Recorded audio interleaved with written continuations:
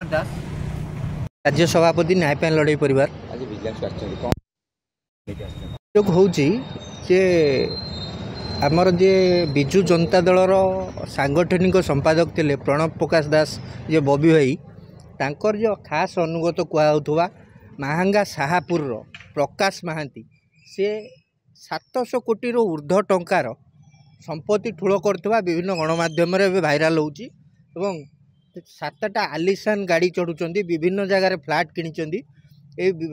बाबद आमर कार्यानुष्ठान दाबी रे आमे आज विजिलेंस ऑफिस आसचु एवं विजिलेंस रे एक अभियोग करिवु तांकर जेते संपत्ति सबू ठूल करचंदी से बाबद गोटे उच्च स्तरीय तदंत करा जाऊ एवं ए गोटे टीम गठन करी टोटाल स्काम रे जे जे अछंती तांको सहाय्य करुवा जहाँ किसी गणमाध्यम रे खबर प्रसारण होउची जे प्रणव बलवंत राय पूर्वतन धर्मशाला विधायक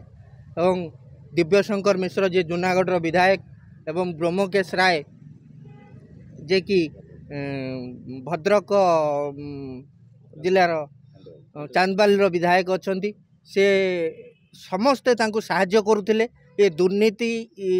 जिनस को हटा जाऊ एवं ओडिशा रे जो नूतन सरकार गठन होती ये गोटे मासक भितर जहाँ जहाँ कार्यानुष्ठान नहीं गोटा भल स्वागत योग्य पदक्षेप ग्रहण होची। हाँ बबी दास निश्चिंत भाव में पक्षभुक्त हे जेहेतु से माने जेकोसी ये खबर प्रसारण होची 1500 कोटी टंकार ऊर्ध्व संपत्ति माने